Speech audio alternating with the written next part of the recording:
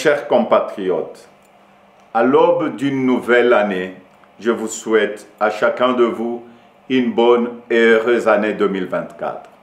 Qui dit année nouvelle, dit résolution personnelle. Nous venons de vivre ensemble une histoire qui nous lie à jamais. Je vous remercie tous pour la grande confiance que vous m'avez manifestée tout au long de la campagne où nous avons pu nous parler et dresser de plans d'avenir. Je remercie tous mes alliés pour leur soutien.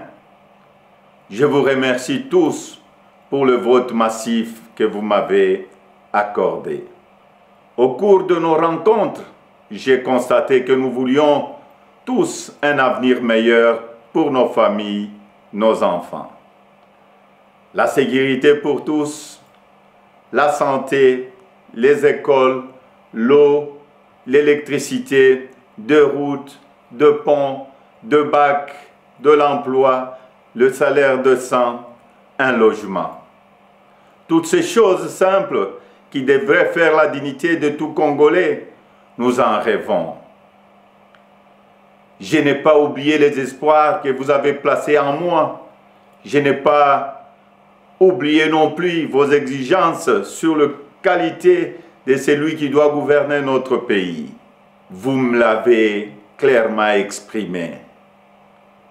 Vous voulez que le pays soit dirigé par des hommes intègres, ayant le sens de la justice et du bien commun. Vous exigez qu'on vous rende compte et qu'on vous associe plus étroitement à la gestion du pays, tant au niveau national, provincial que local. Lors de cette campagne, j'ai pris vis-à-vis de vous un engagement, celui de changer le Congo. Je n'entends pas le trahir. Depuis le braquage électoral du 20 décembre, dont nous sommes tous victimes, nous vivons une énième usurpation de notre souveraineté. De partout, j'entends monter des cris d'indignation, des cris de contestation, des cris de colère, des cris d'exaspération. Au mépris de l'expression populaire, un régime issu de la fraude, de la tricherie et du fait accompli veut s'imposer à nous. Il n'en sera jamais question, absolument jamais.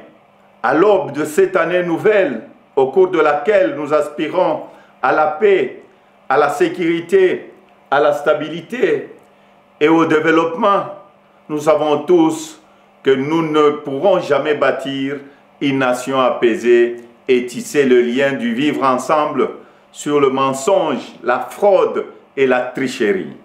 Nous ne pourrons jamais bâtir un pays, un État, une nation sans retrouver notre fierté qui appelle à pouvoir choisir librement nos dirigeants. Le serment de liberté que nous ont légué le Père fondateur repose sur le lien sacré qui doit exister entre le peuple congolais et ses représentants. Tromper notre peuple ne fait qu'aggraver la lancinante crise de légitimité qui perdure dans notre pays et nous fait passer à côté de grands espoirs. Mes chers compatriotes, à vous tous qui avez porté vos suffrages sur moi, à vous tous qui savez qu'ensemble, un nouveau Congo est possible, je vous fais le serment de ne jamais vous abandonner. Nous entrons aujourd'hui dans une autre phase de notre quête pour la liberté. Nous devons ensemble soustraire notre pays des mains de la prédation, de la corruption, de la gabegie et de toutes les injustices. C'est pourquoi, avec d'autres compatriotes, avec les forces sociales et politiques et prise de liberté, un sursaut citoyen est nécessaire. Sauver notre démocratie est devenu plus qu'une priorité. C'est un devoir et je ne faillirai pas à mon devoir citoyen. Raison pour laquelle je vous demande de ne pas baisser le bras, de ne pas céder au découragement ou au pessimisme, mais bien au contraire, de reprendre la marche que nous avons engagée ensemble. Parce que rien n'est fini, tout est encore possible. Et ce nouveau Congo, nous y avons droit et nous ne laisserons à personne le droit de briser le rêve que nous avons de le bâtir ensemble. Notre Constitution nous invite à nous opposer à tout groupe d'individus qui veut prendre le pouvoir et s'y maintenir en dehors de la volonté du peuple congolais. Pour notre dignité et l'avenir de nos enfants, nous sommes tenus de souscrire à tout le moyen qu'elle met à notre disposition pour refuser la fraude et l'installation de la dictature. Peuple congolais, tenons bon, restons mobilisés.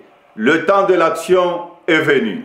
Par des actions pacifiques, démocratiques, nous allons résister et reconquérir notre droit le plus légitime, celui de faire échec à la fraude et de reprendre en main notre destin avec les dirigeants de notre choix. Amis partenaires, frères africains, les Congolais n'ont-ils pas le droit de vraies élections? Dites-moi, dans quel pays au monde l'on retrouve des machines à voter entre les mains des candidats du pouvoir et on se précipite à proclamer et à féliciter un vainqueur aux élections? Dites-moi le nom de ces pays.